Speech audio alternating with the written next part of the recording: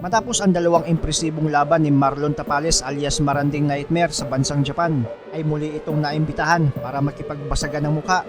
December 2015, ang pangatlong dayo ni Tapales sa bansang Japan at isang undefeated Japanese boxer ang kanyang makakalaban. Ito ay ang reigning Japanese Boxing Commission Bantamweight Champion na si Shuhei Omori. May impresibong record ito na 15 wins, 0 loss, 10 via knockout. Habang bitbit naman ng Pinoy ang record na 27 wins, 2 losses, 10 dito via knockout. 9 title fight at nakaschedule lang sa 12 rounds. Bagamat lihado si Kabayan sa mata ng karamihan dahil bukod sa isa itong dayo ay di din talaga basta-basta ang Hapon na makakasagupa nito. Undefeated na knockout artist at Japanese champion pa. Pero di nagpatinag si Kabayan. Unang round pa lang ay sinasabayan na sa suntukan ang agresibong Japanese na kalaban. Kaya 1 minuto lang ang lumipas ay 2 beses nang bumagsak itong Hapon mula sa solidong counter ni Kabayan.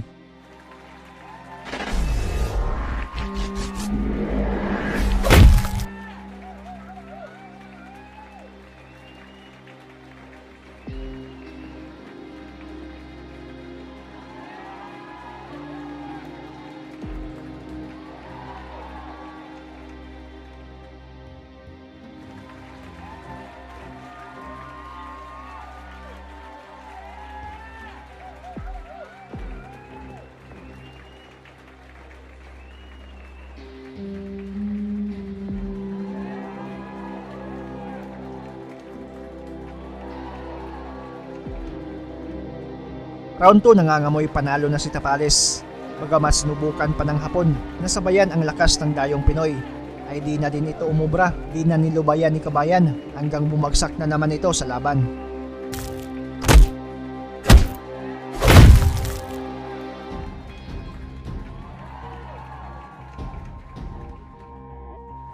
Matapos makatayo, ay agad na ding tinapos ng referee ang laban dahil makikitang sobrang nahilo itong Hapon habang binabayo ni Tapales. Namarkahan ang malinis na kartada ng Hapon. Panalo ang Pinoy na si Marlon Tapales via second round TKO. Pero di pa dito nagtapos ang laban. Nagkaroon ng rematch ang dalawa sa sumunod ng 2 taon. April 23, 2017 nangyari ang laban at para sana ito sa unang pagdipinsa ni Tapales sa kanyang WBO Bantamweight title na nakuha niya mula kay Panya Otok. Pero di niya nakuha ang tamang timbang sa laban, kaya naman para lang kay Omori ang titulo kung sakaling manalo ito. Sa Japan pa din ginawa ang suntukan at gaya ng inaasahan ay maaksyong bakbakan pa din ang pinamalas ng dalawa. Pero ang inaasam-asam na ganti ng Hapon ay tila naging bangungot na naman sa kanyang karera. Tinalo pa din siya ni Marlon Tapales via 11th round TKO at ang masakla pa dito ay nabasag pa ang panga nito.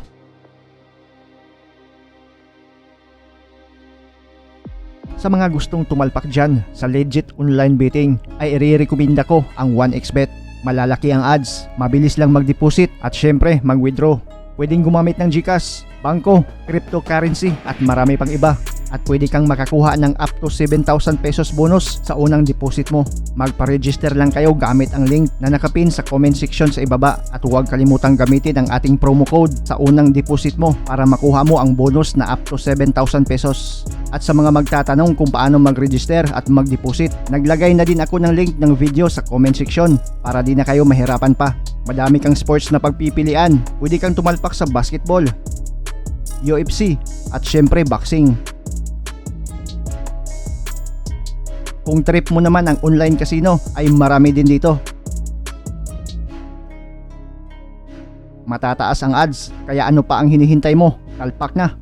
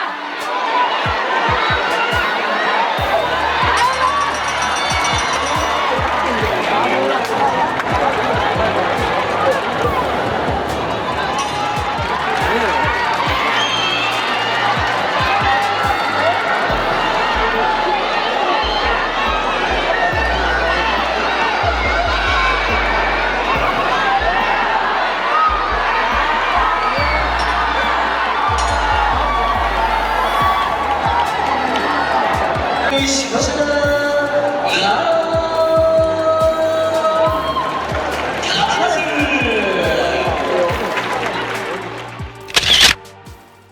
guys, this is Mark Magnifico Magsayo. You are watching Channel Manoy.